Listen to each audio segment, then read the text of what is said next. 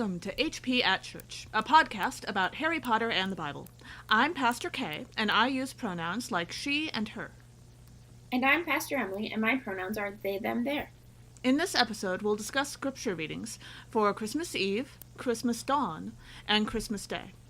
While the pop culture understanding of Christmas is largely about family and presents, the religious holiday has very different themes.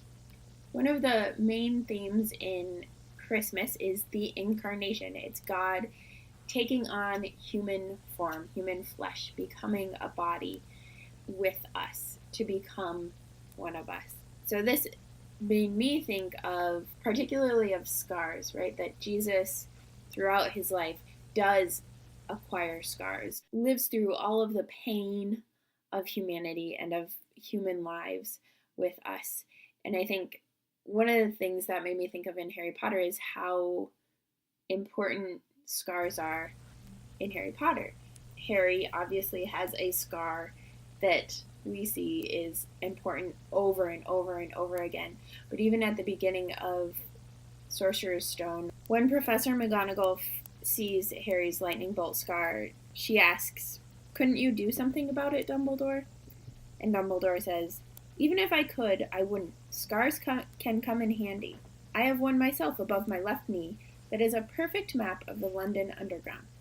And that, for me, is just this emphasis that the scars are part of what makes us humans. And so, in a similar way, when God in Jesus takes on humanity, God embraces all of what it means to be human, including the scars and the things that some of us or other people might want to get rid of. Exactly. The extraordinary thing about God is that God understands us because God has been one of us in Jesus. God didn't have to do that. For a lot of people, when they think about God as being far away and all-powerful and really impossible to understand and impossible to grasp or impossible to be close to. But the thing is, God came to us as one of us. And that's what Christmas is all about. And God was willing to put up with the scars and the skin knees and the stub toes and the irritating neighbors and all of the other crap that... Jesus almost certainly had a cold or the flu at some point in his life. Jesus definitely pooped. Okay, yes, that too. It's the skin of the thing. No, I'm totally... Yeah, you don't... let Jesus be human. Don't try to protect Jesus from being human. Because the whole point was that Jesus was human. I'm totally on board. That's what makes Christmas so extraordinary, and that's what makes our faith so extraordinary. Yes. One of the other parts of that we kind of started to talk about a little bit is the vulnerability of how God comes to us. That God doesn't come to us in power and might as like the already adult person. God comes to us as a baby, completely vulnerable, completely dependent on other people for everything. And if God had wanted to, Jesus could have been born the child of a king, the child of richness and power and all that. And instead, God came to Mary and Joseph in a stable. Yep. Part of what I love about this is that that vulnerability and that Jesus being born, period, but particularly God coming as a baby is so threatening to the powerful. This is particular to the Gospel of Matthew, but that baby becomes both threatening to the powerful, to Herod, the one who is in charge, and then becomes threatened because of Herod feeling threatened.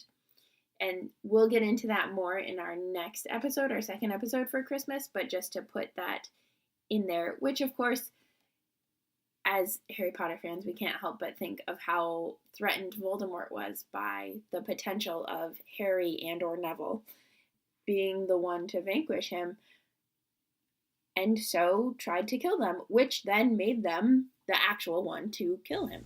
But yeah, that connection is a really strong connection there. And then the third main theme that comes up with Christmas is that Christmas comes to the marginalized people first.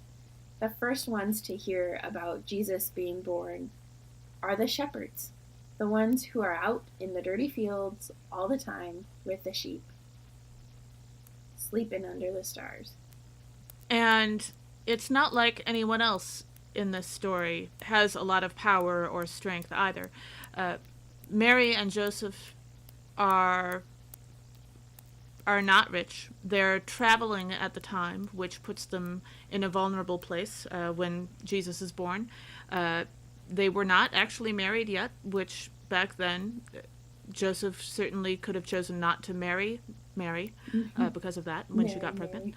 Yeah. Then after Jesus is born and Herod threatens Jesus' life, they become refugees and have to flee to Egypt for a few years. So they find out firsthand what it is to be marginalized in so many different ways.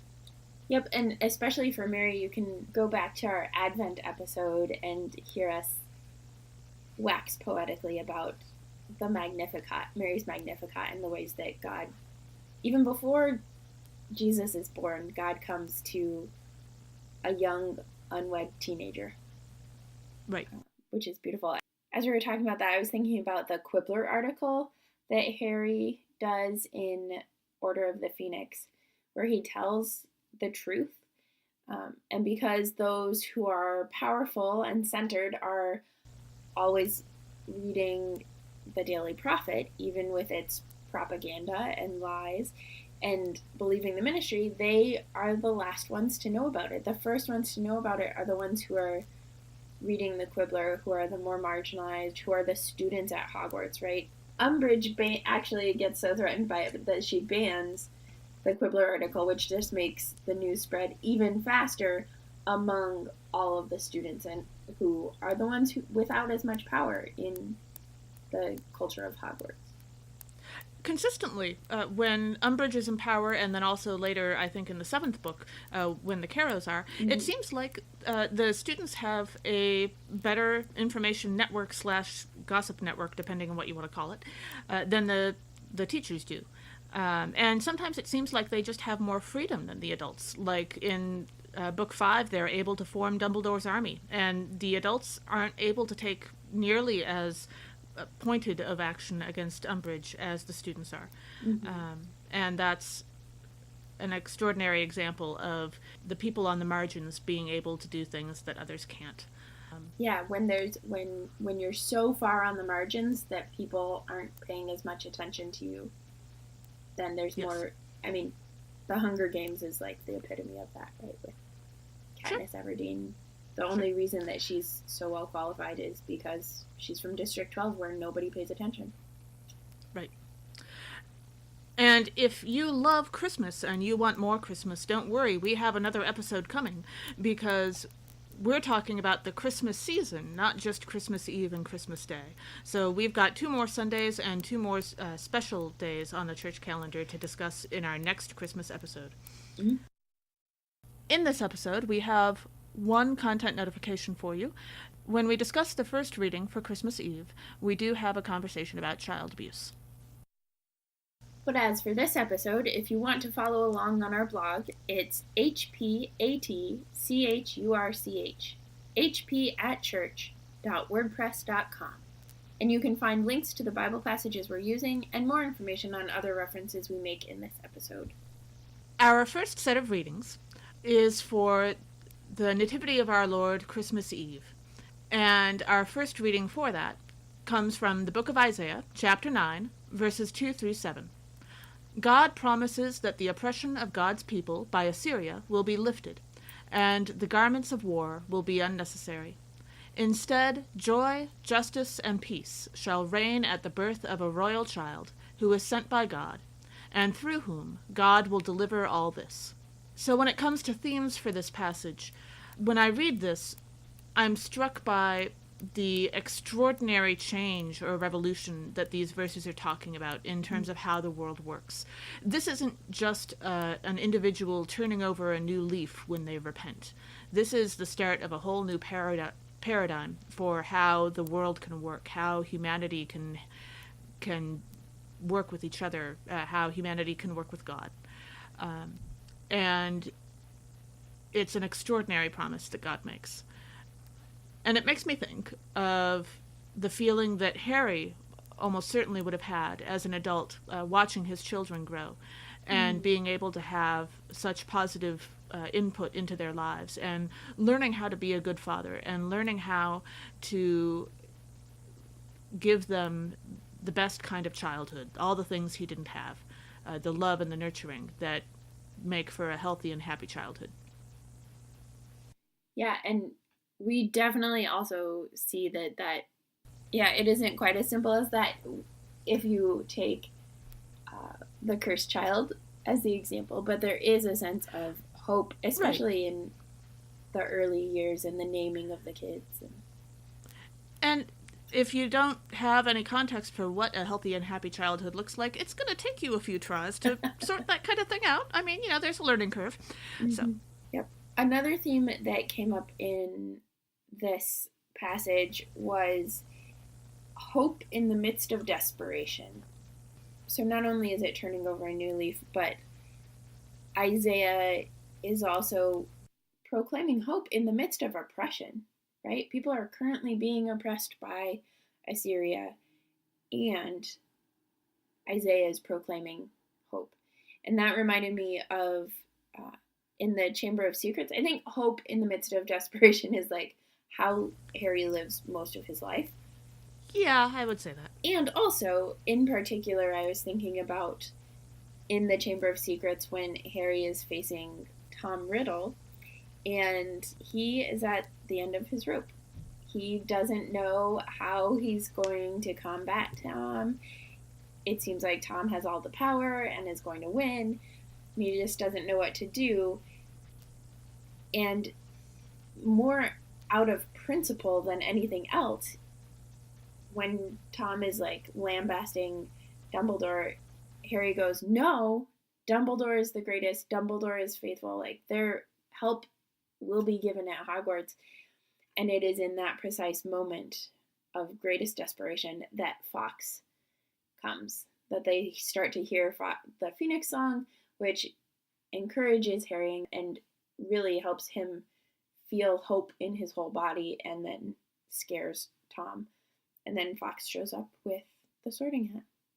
When we reach verses 2 through 4, this passage makes me think especially of when Harry casts his first really effective Patronus, just after he thinks he's seen his father, in Book 3. And the way that the light is described in this passage, the way that this passage has such incredible energy, it makes me think of the joy that charges out of him when he casts that Patronus, and the way it's described in the book. It's such a fantastic description of the power that joy can give us in life, especially when it shows up unexpectedly like that.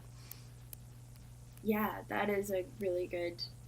I mean, Patronuses are always that joy and that hope. But there's some discussion in the books about some people cast a decent Patronus, and some people can cast a Patronus that can take the head off a griffin. I don't know, but some people cast really powerful Patronuses. And this, I think, is one of the examples of a really strong Patronus in the books. And Harry continues to have great ones later on. But I love that feeling of the joy in you charging out to go do something. And that reminds me very much of these few verses from Isaiah.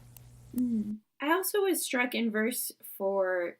Isaiah is talking about the yoke of their burden and the bar across their shoulders, the rod of their oppressor. All of this real heaviness and oppression that people are facing. And it reminded me of the Deathly Hallows and Hogwarts and what it must have been like under the Carrows. I mean, it was bad under Umbridge, and her detention policies were abusive. But Hogwarts with the Carrows was active abuse of children. Um, Right. and And not just the ones in detention. yeah, it was everybody was being abused and taught to abuse others. And so that just seems like it would be so difficult. Right. Verse 6, and you kind of talked about this, Kay, in the theme, but verse 6 For a child has been born for us, a son given to us. And so frequently we talk about Harry being the child that is the special child and all of this stuff. But I thought about Albus Severus, Harry's child, and the ways that Albus Severus is, I mean, James and Lily are hope for Harry, but they're more hope of and memory and nostalgia of his parents. Albus Severus has so much hope and so much potential that is resting on his shoulders because Harry puts it there, because he names him Albus Severus. And like, what are you going to do when you're a kid with that kind of a name? Right. Like, our second reading for Christmas Eve is Titus chapter 2, verses 11 through 14, in which we read that recognizing God's grace helps us to lead godly lives while we wait for Jesus' return. So this passage really made me think about integrity. Was kind of the big theme that I had there, and the importance of integrity and valuing integrity. And so then I was trying to think of which characters have integrity. And Hermione certainly does. And I think anyone would read about her and be like, yeah, totally. And Kingsley, I think, is in the same boat, where it's just like, yes, you are a solid, phenomenal human being. You have integrity. You are yourself holistically. Good job. And then I was thinking about who else has integrity, and I was thinking about Remus and Sirius, because Remus, he has integrity because he can't get a job, so he must be pretty open about being a werewolf, and the ways that those are struggles, and the ways that he still works so hard to remain true to who he is. And I think also the way that he teaches and the way that he's honest with the kids about with his students, I mean, especially Harry, but also in terms of like how he teaches with the Boggarts. I think he handles that lesson in particular with an honesty and a straightforwardness that a lot of teachers wouldn't have. They would have been scared to acknowledge that, some of you are going to have really horrific Boggarts. We should acknowledge, because some of you have been through some crap. And he just handles it all with immense amount of integrity and grace. Yeah, he does. Remus is just so awesome. It's so wonderful. Although I still seriously question David Thewlis's choice of mustache in that movie, but that's okay. Seriously? No, that would be Gary Oldman, who did, to be fair, have an excellent haircut for those movies. So, speaking of Sirius, I think Sirius is also one of the characters that has a lot of integrity. I mean, he literally goes to Azkaban for 12 years because of his integrity, because he is committed to who he is, and he is committed to the promises that he made and kept, and then he breaks out because of those same promises. To keep Harry safe. Mm-hmm. Yeah. So really throughout this passage, but I think it's especially well wrapped up in verse 12, is this idea that Lutherans love to trumpet, and pretty much all Christians will admit to this on some level, but some of them are really bad at saying it out loud. I mean, we're not great at it either. Is that the reason why Christians choose to live good lives or to follow God's law is not a reason of fear. It's not worrying about what God might or will do if we don't. God has already declared love for us and claimed us in our baptism. Mm-hmm. Instead, we choose to live good lives and follow God's law out of gratitude. We see God in the world, and we are inspired to do better. As a colleague occasionally puts it, it's not a have-to thing, it's a get-to thing for us. We get to live good lives. Mm-hmm. We get to follow God's law. Yeah, it's a response to the love of God. Yes, right. And it has nothing to do with fear whatsoever. Mm-hmm. And in our everyday lives, I think, to a lesser extent, but still noticeable, I think we also have examples of people who inspire us to be better than we would be otherwise. Mm-hmm. Not out of fear, but out of love and gratitude and respect. I think we've all probably got a couple examples of teachers that inspired that out of fear as well, but that's not where we're going right now. But when I think about that with the Harry Potter books, who in the Harry Potter books inspired people to do better out of love and respect, I think first, the first example that I come up with is Lily and Snape. Mm-hmm. It didn't last forever, but Lily inspired Snape to be something he wasn't, someone he wasn't. Or to be a better version of himself. A better version of himself, yes. He didn't have the context for what that could look like until he knew Lily. Mm-hmm. And I think, of course, also Dumbledore inspired Harry to great things, and it wasn't out of fear or terror of what might happen or what. Instead, it was out of great respect for Dumbledore that he did so much of that. Interesting. I thought you were going to say that Harry inspired Dumbledore to be better and to do better. I might say that, except that Dumbledore was actually willing to let Harry die for the entire 7 books, and so that is not really... I mean, yes, but I think also there's a way in which as Dumbledore and Harry grew to know each other and their relationship grew, I think Dumbledore's affection for Harry, obviously it didn't end up working, but neither did Lily and Snape, right? Right. But these things rarely last forever. Yeah, there is a sense... People change. I think there is a sense that Harry, in some ways, called Dumbledore to be his best self. So when I think about Harry and Dumbledore and their relationship, it reminds me of not so much a biblical reference, but a reference to another popular fandom, the Agents of S.H.I.E.L.D. TV show, which is part of the Marvel Cinematic Universe. There's a line in one of the episodes where a character asks Director Coulson what his casualty rate limit. Basically, as she puts it, the previous director of S.H.I.E.L.D., Director Fury, would have always had a number in mind of, okay, if we wind up with this many civilian casualties, we can still go through with the mission, but if it looks like it's going to be more than that, then we have to stop. And Director Coulson says that his number for that is always 0, and that's the difference between him and Fury. Fury was always willing to admit that there would be probably some civilian casualties and you just have to deal with it. Coulson said his goal, first and foremost, is always to never have any civilian casualties. And if he thinks that there might be civilian casualties, he will stop a mission and figure out a different way to do it.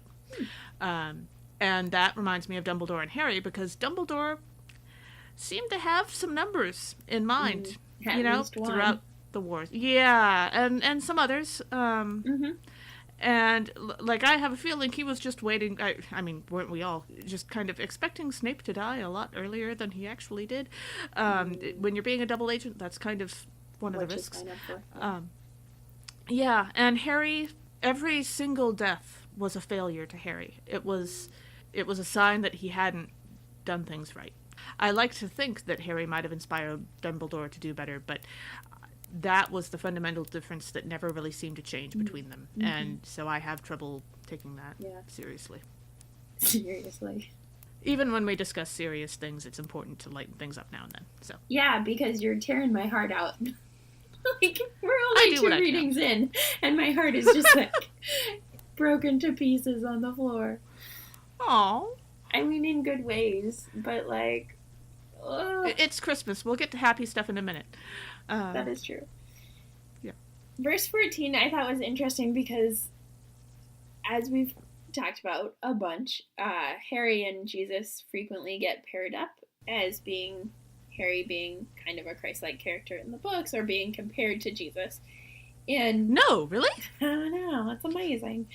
And in verse 14, I was like, actually, this is a time where, if you just look at the sentence for the sentence, Harry comes off better than Jesus.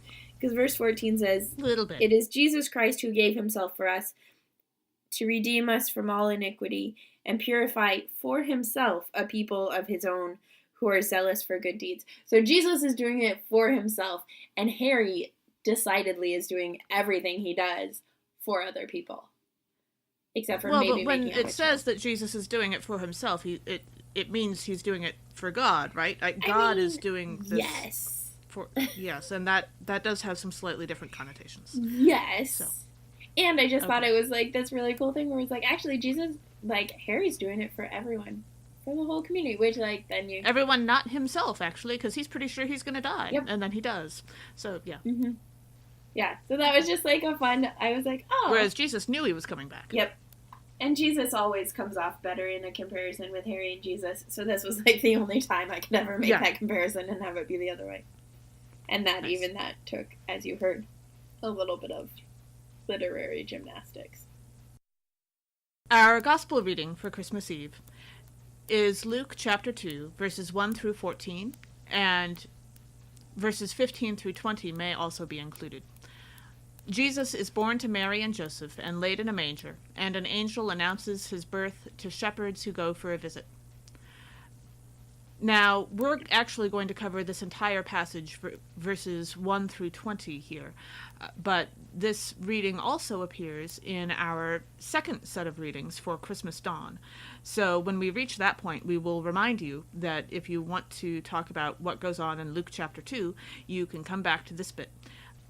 Luke 2 is an incredibly popular reading that's used at Christmas all the time, so we figured we'd just cover it once. Mm-hmm. But this will be a slightly longer discussion of a reading than we usually do because there's a lot going on in this passage. That's true. For example, one of the big themes of this passage is the way that power is made manifest in vulnerability, that there is power in vulnerability, not in spite of it. At the end of Order of the Phoenix is one of the places where we see in Harry Potter this theme of power and vulnerability. And throughout the second half of Order of the Phoenix, Harry has been taking occlumency lessons and has been trying to like keep Voldemort out of his head, and it's not working, and it's not working, and it's not working, and then Voldemort plants a fake like a fake image and event in his head and gets him to go to the Ministry of Magic. And at the end, Voldemort goes so far as to possess Harry in the hopes that Dumbledore will kill Harry in an attempt to kill Voldemort, and Dumbledore is smarter than that. But what ends up keeping Voldemort out of Harry's mind, both then and at other points, the way that he's able to keep Snape out during occlumency lessons has everything to do with his own vulnerability and love and grief. And so in that moment, when Voldemort's possessing him, Harry is just overcome with grief for Sirius and love for Sirius, who's now dead. And that's what is so powerful, that Voldemort can't stay in his body. And that's what keeps Harry in his own mind in Deathly Hallows when Voldemort is raging and rampaging. It is this consistent emotional vulnerability that Harry actually has. Another theme that comes up in this, towards the second half especially of this passage, is that the marginalized get the news first. And this is a theme that we see in Christmas, and so it makes sense that in our gospel reading for Christmas it would come up. And we talked about it a little bit before, but I also was struck in this particular thing of Neville and Luna. They are the two in the books who go with the others to the Ministry of Magic. It makes sense that Hermione, Harry, and Ron go. It makes sense that Ginny goes, but Neville and Luna are the marginalized in their class and in their school, and they're the ones who get the news first of the Order of the Phoenix because they care about Harry, because they've developed those relationships. And so they get the news about it first and go first to fight. Also, in more specific news, the first verse of Luke starts with, "In those days, a decree went out from Emperor Augustus." And I love it because decrees always make me think of Umbridge and her educational decree number XYZ, her never-ending educational decrees. I mean, this like decree is probably actually like on par with Emperor Augustus. Like, who wants to be counted in a census? Those are just for war or taxes. When we reach verse 5, it talks about Jesus being born. You know, I wonder, can you imagine when the Harry Potter books first came out, for those of us who remember the early 90s, if Harry had been born out of wedlock and and his parents hadn't been married instead of getting married so young, I think the books would have had a very different reception. And yet Jesus was born without his parents being married yet. And later on in the books, we find out that Tom Riddle was actually born to unwed parents, for a good reason in that case. And I wonder if J.K. Rowling was trying to send some kind of message about that, of Tom actually coming from a more difficult place than Harry. I would hope that she wasn't trying to say that of course he turned out evil because... Right, especially since she was a single mom as she wrote the Yeah, I would expect not. But I was thinking about Voldemort's birth and his origins in this passage, because not only, as you're talking about, not only was he born out of wedlock, but also the description of what Mary does with Jesus in verse 7 of wrapping him in bands of cloth and laying him in a manger, which is a feeding trough, for those of you who don't know, because there was no place for them at the inn. And I can just imagine Moreau wrapping little Tom Riddle in whatever clothes she has. Right. And I think she even gave birth at the orphanage and then dying, right? It was very Oliver Twist. Yeah. Mm-hmm. Yeah. There is this, when you're living in a situation of poverty, when you don't have the funds, you can't find room. You do what you can with what you have. Mm-hmm. Yeah. I also had a brief, slightly hysterical moment of wondering how the Weasleys would have reacted if Harry had gotten Ginny pregnant out of wedlock. She has a lot of older brothers. I'm just saying it might not have gone well. Yeah, are they up on their... Are they up on the impact of patriarchy and sexism on how their family operates, or are they just gonna roll with all that sexism? Yeah, on the one hand, I could see George not being terribly judgy about it, but on the other hand, this is also my little sister we're talking about. What would Molly think, right? Molly, who loves them both like children. Yes, absolutely. But then, you got my daughter pregnant. And, Arthur is remarkably go-with-the-flow kind of guy, but in this particular case, I could see him kind of having a strong reaction one way or another, even if it's only just, okay, so you guys aren't married, so how are you going to make sure that you are an active and positive role in this child's life, Harry, and make sure that my daughter's life doesn't get any more difficult than it absolutely has to? That kind of thing. Yeah, and I think... Right, we're joking about this somewhat, but those are serious reactions that people have when teenagers get married or teenagers have kids out of wedlock or those sorts of things. And also, it's not... a lot of those concerns are reasonable. Yeah. I mean, if you haven't made sure that you have those legal protections, then you have to do something else instead. Because a lot of people like to talk about marriage as just being a piece of paper, but there's a lot of legal protections that are wrapped up in that that are very helpful and useful, especially for the care of an infant. And if you don't have that, you have to do something else. Yep. And there are plenty of people who have kids who aren't married for a variety of reasons, and that's super valid and important. Right, but it can be more difficult, as J.K. Rowling would know. When we reach verse 8, every year I say this, and I almost always say it in every Christmas Eve sermon I've ever preached. When I hear these verses about the shepherds, I cannot help but hear them in the voice of Linus from the Charlie Brown Christmas special. And in my mind's eye, I can see Linus holding his blanket and standing in the spotlight and telling the story. And so Linus and his blanket are just always there when I hear these verses. And when I ask myself, how does this relate to Harry Potter, I realize, Harry arrived on the Dursleys' doorstep in a baby blanket.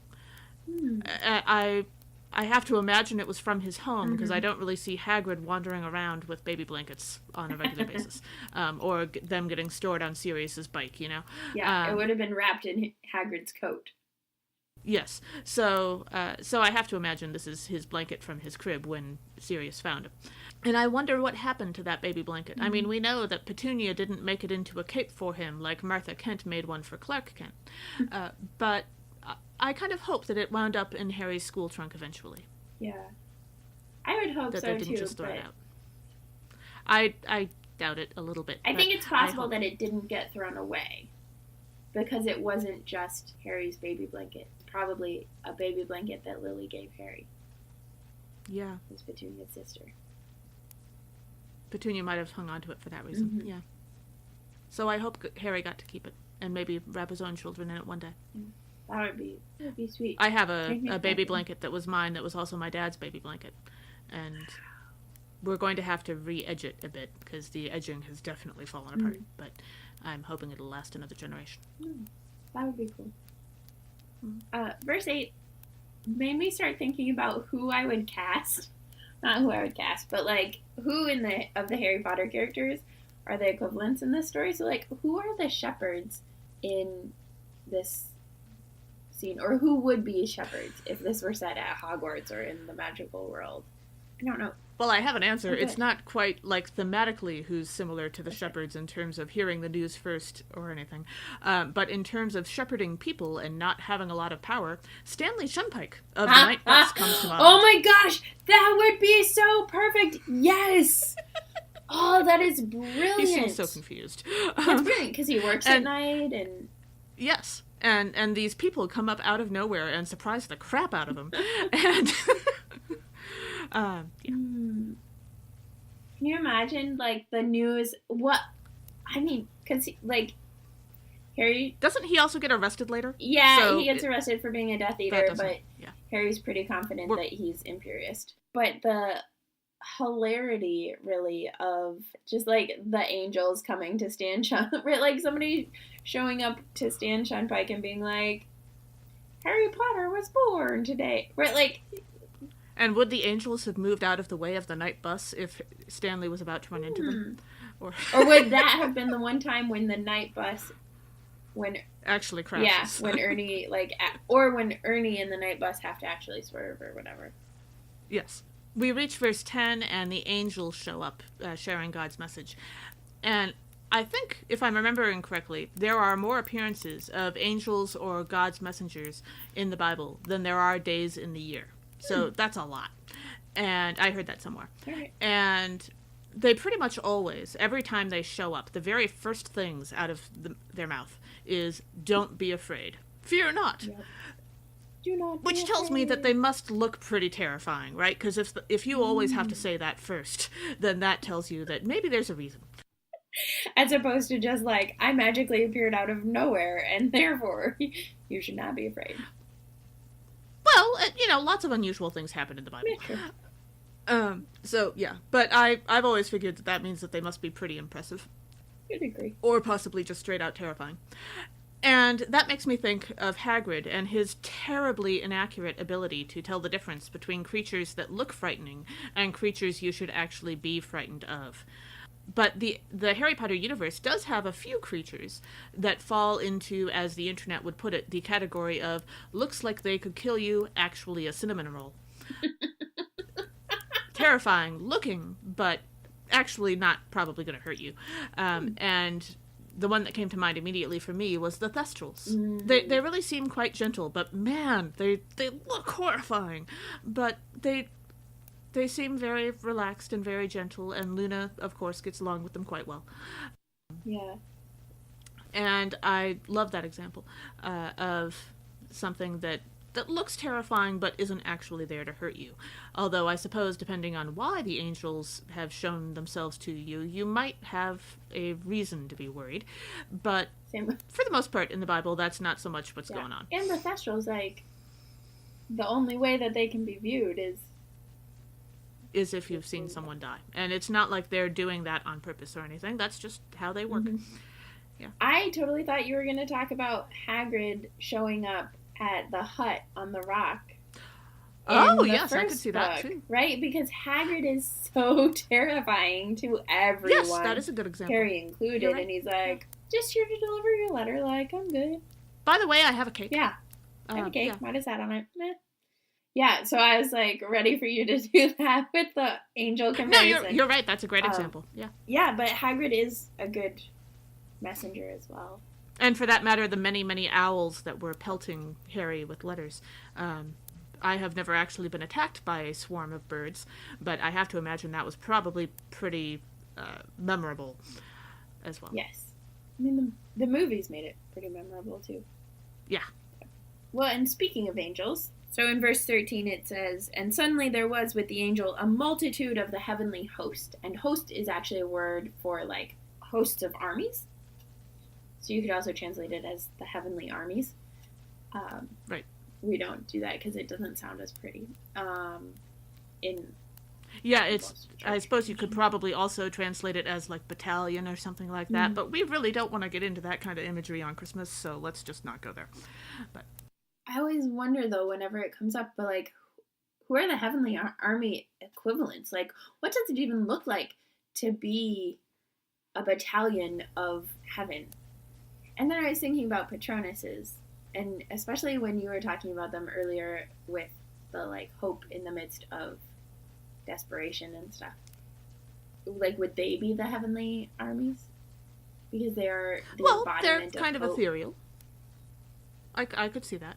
I suppose my other guess would be ghosts. I mean, if we're talking about people who could otherwise be in heaven, and they do defend Hogwarts, but not the Inferi. No, that would not be a heavenly army anyway. It may be an army from somewhere else, but not heaven. Yeah, I like the idea of the Patroni, Patronuses.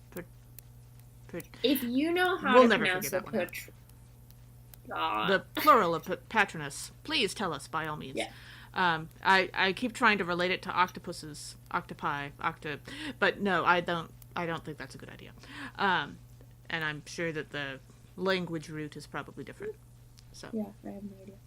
When we reach verse 19, we see that Mary is treasuring these words and pondering them in her heart. And I think the closest that I come to that in the Harry Potter universe of anyone doing that is Harry remembering Sirius's question of if he'd like to come live with Sirius. It doesn't work out, but it was powerful enough. Those few words were powerful enough to give him a strong patroness for the rest of the books, and as far as we know, for the rest of his life, even after Sirius's death. When we talk about treasuring words and pondering them in our hearts, that's the level of power I think we're talking about, and how powerful these words must have been for Mary.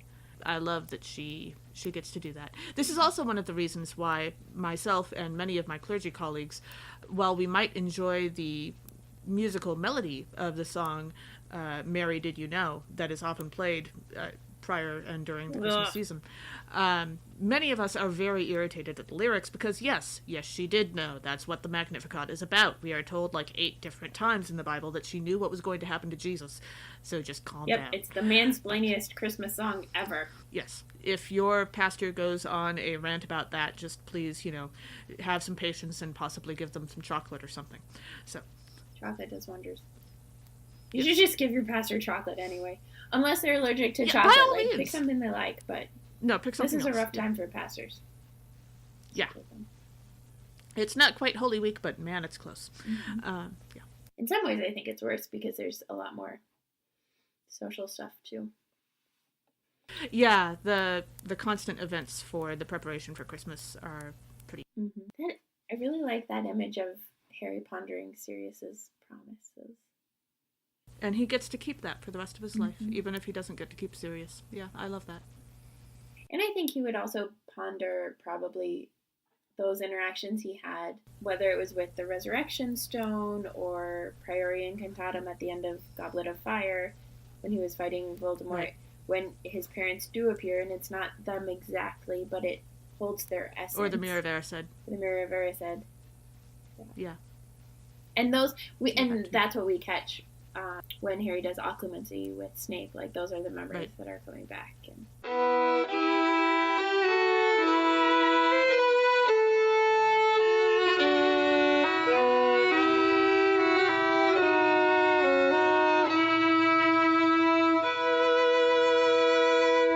our second day that we are covering in this episode is Christmas Dawn.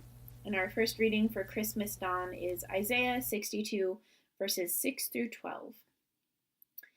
The prophet Isaiah tells the people to make sure God keeps at it until Jerusalem is established again, and promises them high status with, aka, awesome names from, God in return.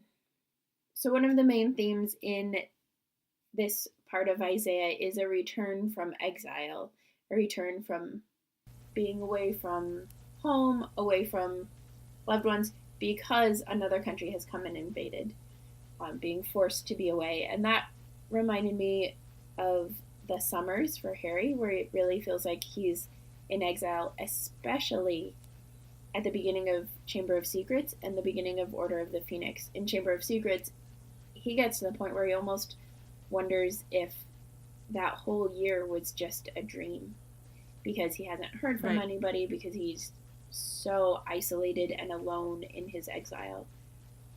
And in Order of the Phoenix, he's isolated and alone in exile because everyone else is hanging out without him, and he wants to know what's going on, and he is dealing with the after effects of book 4.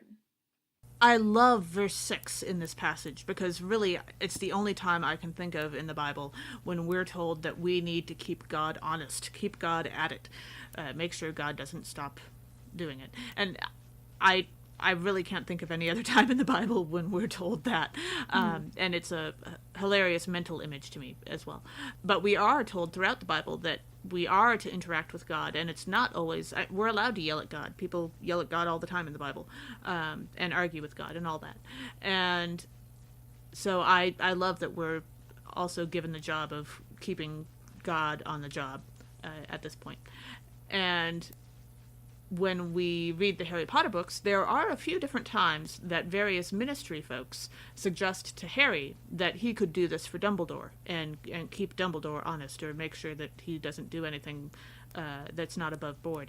But those situations have very different connotations, and their ideas of above board are quite different than both Harry and Dumbledore's. Frequently it's just Fudge trying to hold power. Right, and I think Rufus Scrimgeour makes at least one implication about that during their conversation too, although I'm not entirely certain about that. Not necessarily about Dumbledore, but about like, hey, you should be working with the Ministry. Yeah, right. Sure. So it's not quite the same thing, but I just love this verse. So. I was thinking about it, and I also love the verse because I love that there's that sort of a relationship with God, that there's accountability both ways. And I thought about the sentinels that are placed on, right, it says, upon your walls, O Jerusalem, I have posted sentinels, and that made me think of the Battle of Hogwarts and the suits of armor, right? Yes. Like the spells that McGonagall gets to cast to call the castle to arms, to muster the suits of armor and the desks and everybody. And the sheer noise that must have been going on. Oh my gosh, yeah. Also, as Isaiah is talking about the end of oppression, I keep going back to the house elves and the ways that their oppression doesn't end. And the complexity of having characters who are enslaved and who like it, and like the whiteness that goes into being able to create that sort of an imagery. Yeah, that's one of my like struggle points of like how oppression still exists. It still exists in Harry Potter. It still exists in our world. And so and it's going to be a little while before we get rid of it. And there's that, like, where's the balance? Where does it come from? When we reach verse 10, so throughout Advent we've been hearing about preparing the way for Jesus, for God. But in this case, instead of preparing the way for God, it's preparing the way for the people who are returning to Jerusalem. And I wonder if the trio got to be there when it comes to preparing the way for the people. I wonder if the trio got to be there when Hogwarts was reopened after the war, when they had prepared the way for these new students. And if they had a celebration for that. I hope so. I hope that the students in the years to come knew how the way had been prepared for them, too. That would be, like, the most beautiful, like, welcoming thing. Because all of those kids are traumatized. Even if they weren't born, like, I kind of wish that was what the epilogue was, actually. right? That would have been so cool to have, like, Harry and the Order of the Phoenix and all of them at, Yeah. like, at the Hogsmeade platform, or in the Great Hall, like, around the edges, just cheering and welcoming students back, and creating that intentional, right? Because you have to be so intentional about creating this positive feeling when so much negativity happened, when so much oppression and harm and violence happened. You have to do it, you have to counter it intentionally.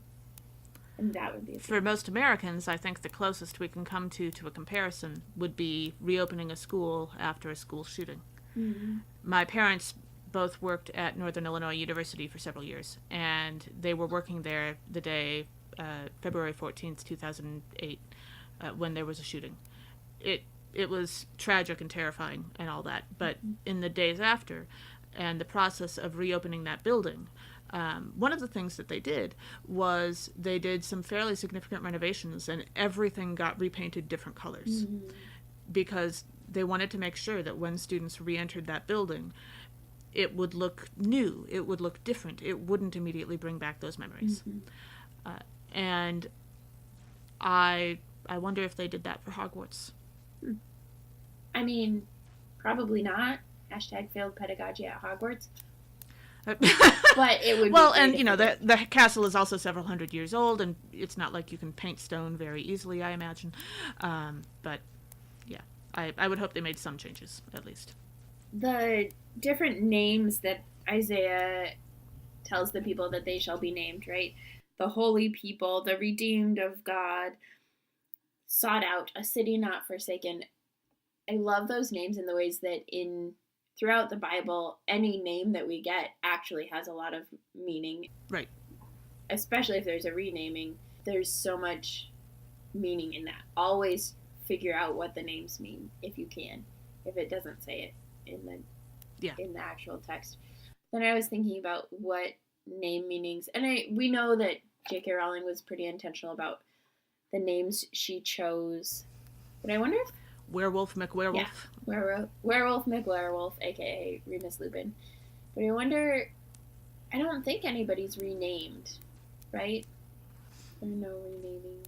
I mean, Voldemort. Oh. But that's not exactly what we're going for. Yeah. Yeah. And that has a lot of meaning to it too, in the negative sense, does. Right? Voldemort means fight of death. Ah, there we go. Okay. So, fight of death. Which, like, it's... He was fighting death. It's a really good... Want to... It's a really good renaming. Yeah.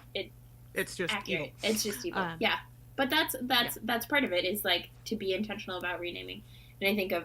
in a positive sense, there's a lot of renaming for trans people. And the renaming in the Bible is an affirmation of that for a lot of trans people, that there is space to be renamed, to be named anew, and to still be called beloved of God, and now with a name that also resonates with your identity. Yeah, the only other name changes I can think of in the books are when women get married, and several of them do take their husband's name. But that's not quite the same thing. Yeah. Our second reading for Christmas Dawn comes from Titus chapter 3, verses 4 through 7. God in Christ, through the Holy Spirit, saves us through baptism out of love and grace, not because we've earned it. This God feels like Molly Weasley to me. Absolutely. Right? There's just this warm, comforting wraparound in a big hug with, like, baked goods and knitted sweaters and... You're here, so you're my kid now. And by the way, I'd better feed you. Yeah, and I just love that image of God as Molly Weasley, because it's not just that, right? There's always Deathly Hallows Molly, too. Yes, no, absolutely. God as Molly. Oh my gosh, God as Molly actually, like, works for so many different ways that we encounter God, of... Well, we've talked about God as a mother figure before, and I like to talk about God as the mama cat, but I know that you're not as into cats. Yeah. But yeah, that's definitely a classic way to cast God. Sure. Also, in verse 5 of this passage, the imagery that is stated evokes kind of a sense of baptism. And so I was thinking about baptism, and I think this, obviously, because we're Christians and this is revised common lectionary for Christians, themes of baptism come up a lot. And so we've talked about baptism before, but I was just thinking about baptism in the books and that first trip across the lake that first years take, and the ways that that journey across the lake can be kind of like a baptism where everybody is shedding their old stuff. They're shedding their home lives, all of that for this new life at Hogwarts and the new opportunities. And even those who knew people beforehand and take those friendships in still get to start new in this space. And I hadn't really thought of this before, but I do love that they do that trip across the lake for their first year, because it seems like a lot of schools celebrate the end much more than the beginning. And I could totally see them having that be the trip for the 7th years, and everybody else has to take the carriages, so that you work your way up to it, that kind of thing. But no, they're celebrating a beginning instead. They let the first years get the really exciting view of Hogwarts while they're still so bedazzled by the idea of being there, I love that. Yeah. When we reach verse 7, and we reach this conversation about heirs, and that had me wondering about how the books would have been different if Harry hadn't had the remnants of a family fortune to rely on when he arrived in the Wizarding World. Having that full bank vault at Gringotts really made life easier for him. And I get why J.K. Rowling did it, because the book's appeal is so very much based on wish fulfillment. These people can't possibly be my parents. I must be special, and someone will come and take me away. And by the way, I'm also going to be rich. I totally get that appeal. I am on board. But the books would have had such a different feel to them if he had had to scrape and hope and save for each scrap along the way. If he'd had to buy secondhand robes and secondhand books and not quite be able to afford all of the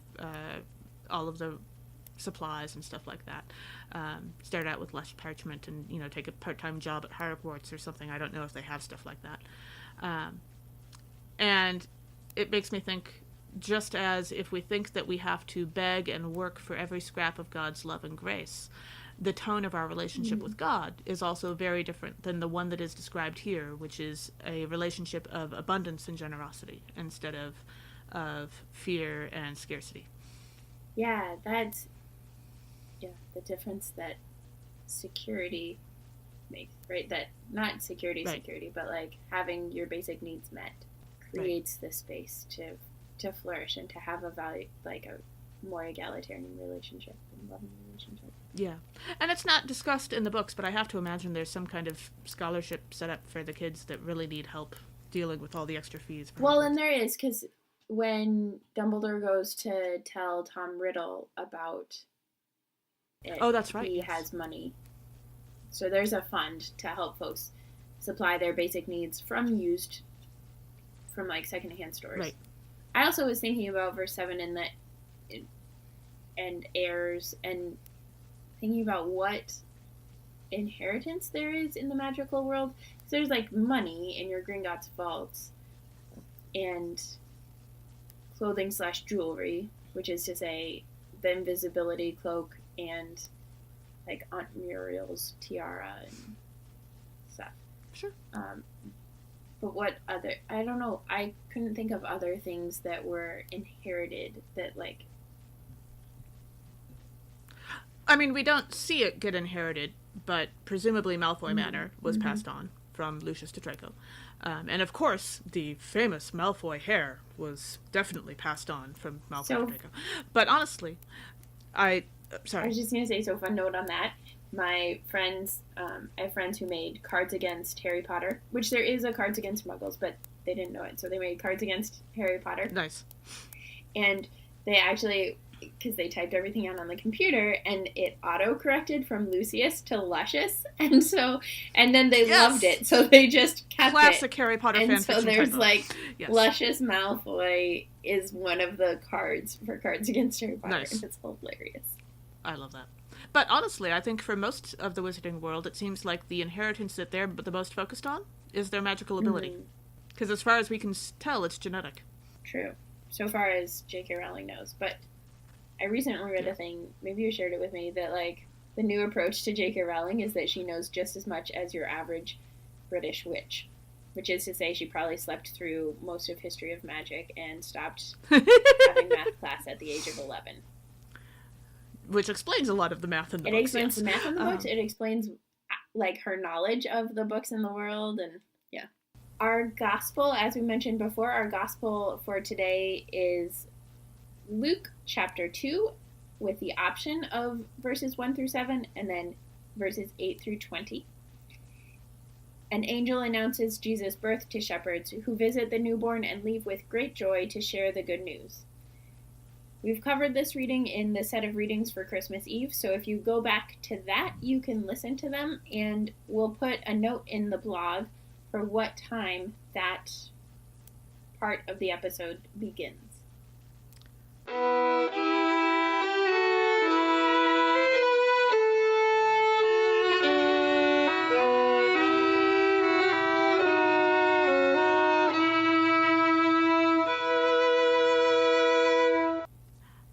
Our final set of readings for this episode are for Christmas Day. And our first reading is from Isaiah chapter 52, verses 7 through 10. God sends the message of triumph and peace through a messenger who is greeted with joy. So a theme that came up for me in this passage was the good news and joy and relief, and thinking about those emotions not only for this people to whom Isaiah is talking, but also for the wizches in the first Harry Potter book. So wizches, just as a reminder, is a gender-neutral word to refer to magic people. So I use that a lot, and you'll hear it come up throughout our episodes.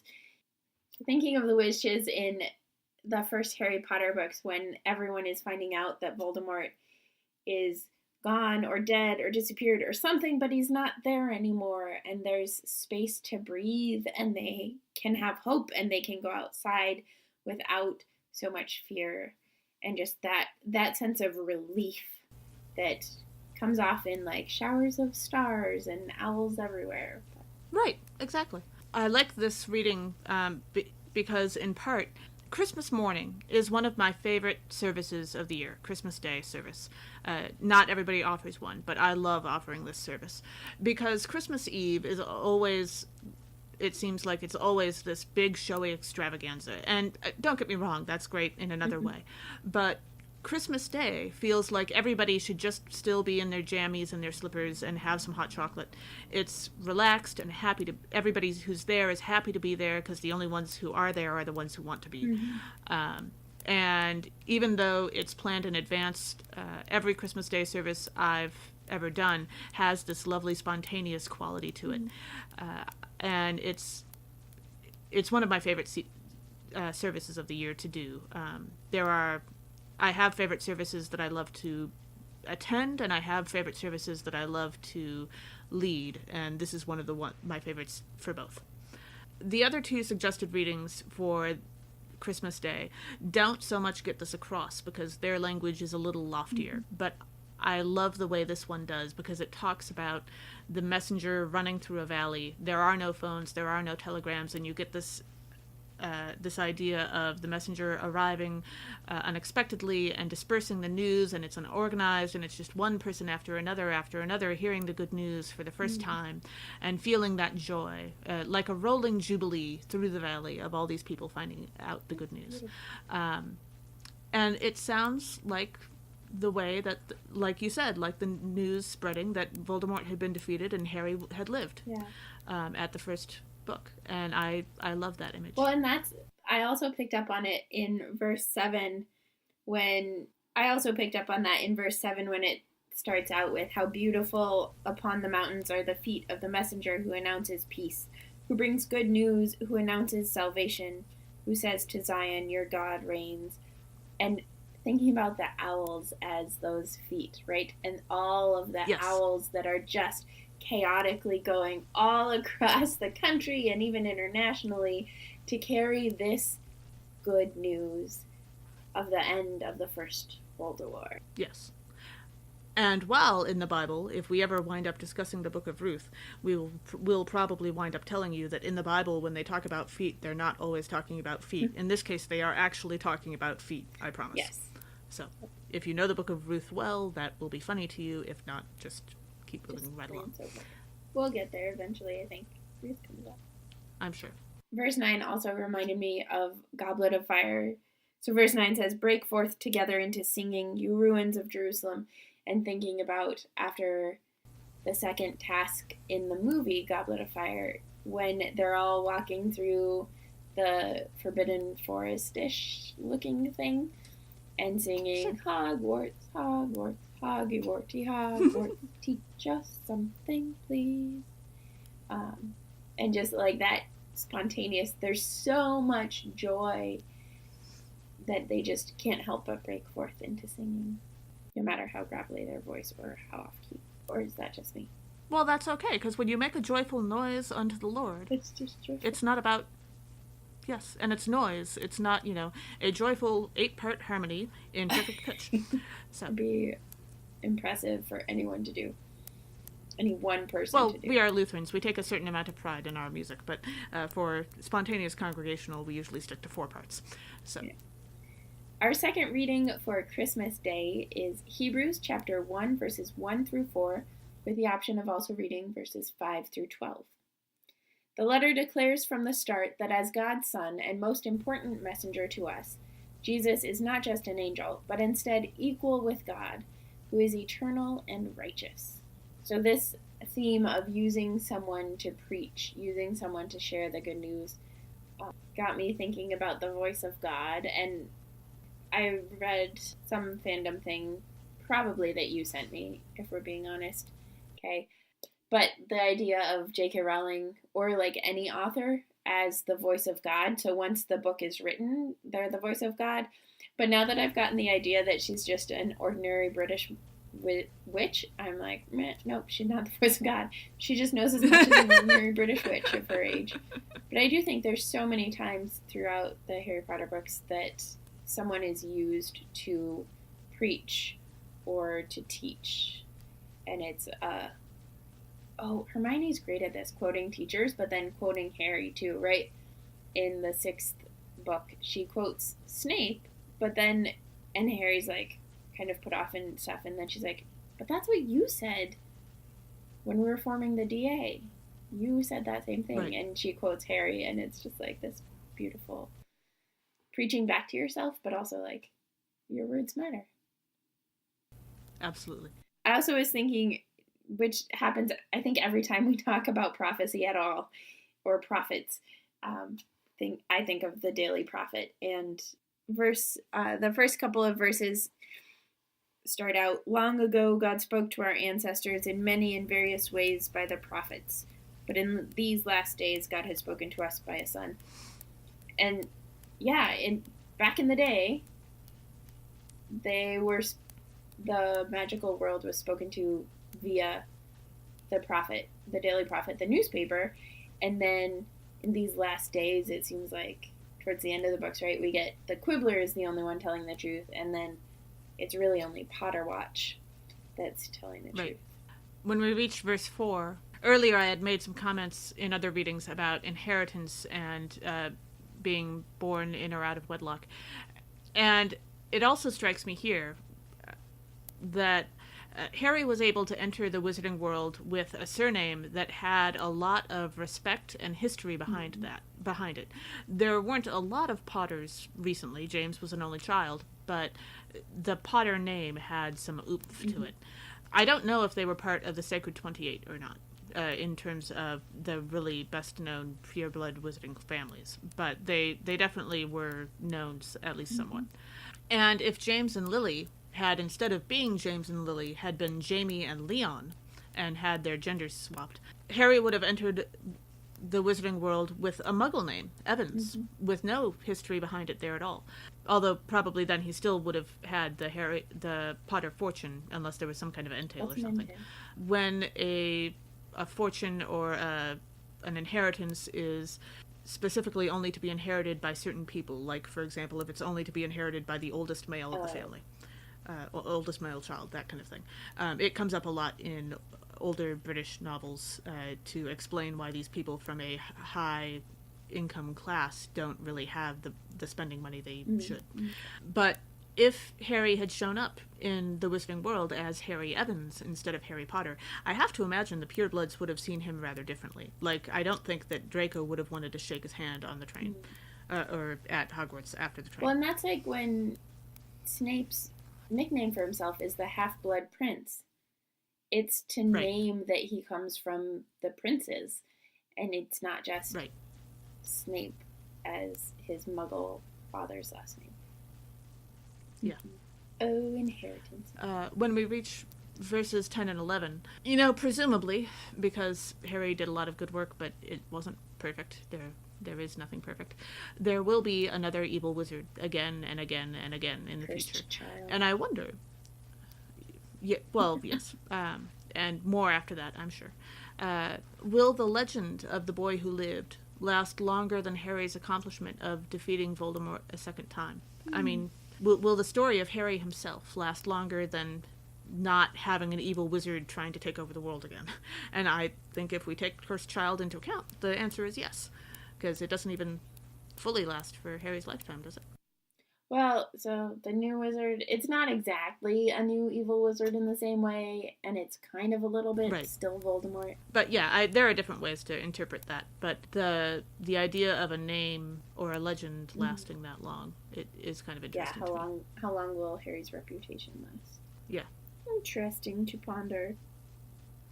I went, very tangible on verses 11 and 12 and was thinking about... God talks about the earth and the heavens, or the author talks about the earth and the heavens and says, they will perish, but you remain. They will all wear out like clothing. Like a cloak, you will roll them up, and like clothing, they will be changed. But you are the same, speaking to God. Except for Harry's invisibility cloak. Really? It will all fade and be destroyed. And it's like, yeah, if it's an average invisibility cloak, but not this invisibility cloak. This one's super awesome. Which he just tosses into his trunk and presumably would get horribly wrinkled if not for the fact that you can't actually see it because, lo and behold, it's invisible. What? So, do wrinkles count if you can't see them? A good question to add with the trees all in the forest. True. Our gospel reading for Christmas Day is from John chapter 1, verses 1 through 14. The gospel is proclaimed. God's word was and is to come in the flesh of Jesus Christ, and the darkness will never overcome this light. First half, can we just say, I love this prologue in John. It's so beautiful and poetic. Yeah. I'm not actually a big fan of John, the gospel on the whole. I'm more of a Luke person, but this passage is lovely.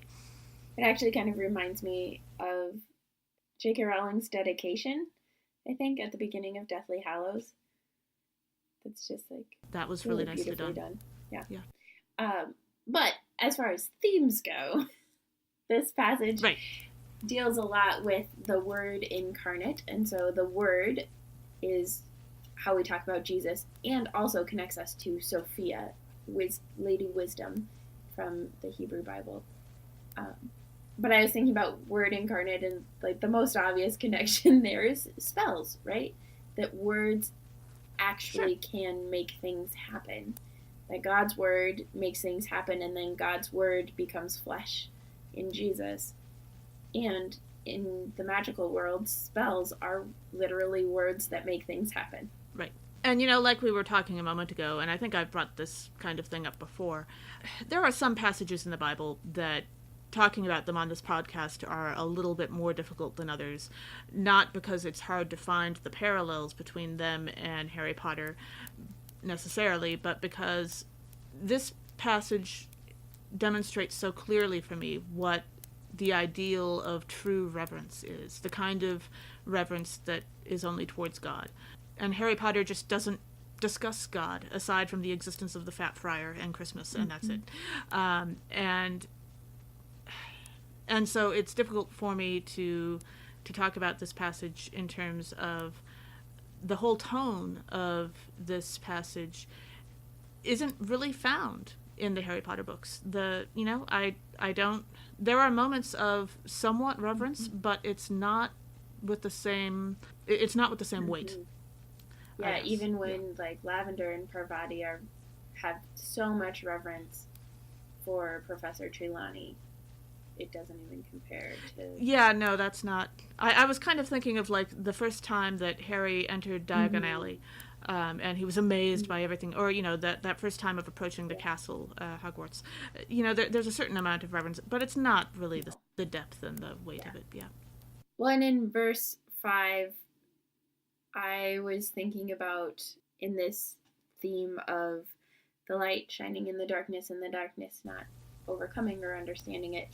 I was thinking about Dumbledore and his speech in the opening feast in the movie Prisoner of Azkaban, where he says, "Happiness can be found even in the darkest of times, when one only remembers to turn on the light." And then he like magically lights the candle without a wand. Yes. So I thought about that, and then I also thought about the other thing that I thought about, that I think about a lot with light and darkness, and we've talked about it on and off on this podcast, is the impact of racism on our own cultural understandings of light and darkness, and the ways that darkness is frequently characterized as bad and lightness as good. And that's, God is actually present in the lightness and in the darkness throughout the Bible and throughout the world. And that made me also think about in the movies when Sirius tells Harry, when Harry's upset about Umbridge, and Sirius tells Harry, "The world isn't split into good people and Death Eaters. There is both light and dark inside each of us." I'm just thinking about the ways that the world and our lives and everything is more complex than just a light or a dark, a yes or a no, a wrong or a right. Right. And when I read verse 5 and this whole light into darkness, it reminds me of a funeral I did a few years ago for a man who spent a lot of his life bringing light into other people's darkness throughout several different careers in his life. But particularly, the last career he was an ambulance driver. And for a lot of us, when we see the lights of an ambulance going, say, behind us when we're running late to work, and we're not in any trouble, but we're a little frustrated that, oh, now I have to pull over and I'll be even later. But man, if you're the one in the car by the side of the road that's crashed and you see those ambulance lights, that is a lovely example of light into darkness. And I really like that Harry wanted to do that too, that Harry looked at his childhood and his history with his time in Hogwarts and said, I want to be an Auror. I want to bring light into darkness. I want to help people. Because I know a lot of people say that he should have become the next Defense Against the Dark Arts teacher. Myself included. And I could see him doing that later in life. I mean, I'm not saying he would never do that, but I love the idea that he wants to go out and help people directly in a way that, as a teacher, yes, you get to help students, but he wants to go find the evil and make it better, you know? And that's, I think he could stand a few years of that. I think that'll help him. Hopefully. I was thinking about who, in verses 11 and 12, it talks about Jesus coming to his own and his own not accepting him. And I was thinking about that and the role of the experience of squibs in the magical world, that so frequently squibs literally are coming to their own. They're born into this family, and then because they have no magical power, they don't, for the most part, they're not encouraged to continue to be part of the magical world. And I imagine, especially if it were a pureblood family like the Blacks or the Stranges or the Malfoys, that child would be ostracized and would be, right, I mean, treated just like Jesus, right? Like just left out and rejected. Yeah. Thanks for joining us. Join us next time when we discuss Harry Potter connections to the scripture readings for the rest of the season of Christmas. This podcast has been produced by us, Kay Roloff and Emily Ewing. For more fun, check us out on Twitter, Facebook, and WordPress, all at HPATCHURCH, HP at Church. Or contact us at hpatchurch@gmail.com. This season, we're also putting our episodes on YouTube, where you can listen and see subtitles, so make sure you let your friends know and search for us. Also, if you like what you've heard, rate us or leave us a review on iTunes, Facebook, or wherever you catch your podcasts. If you want to be able to go back and listen to older episodes or get actual transcripts of the podcasts, consider supporting us on Patreon at patreon.com/hpatchurch. Real quick before you do that, do you want to... As the ancient Christians said, Pax vobiscum.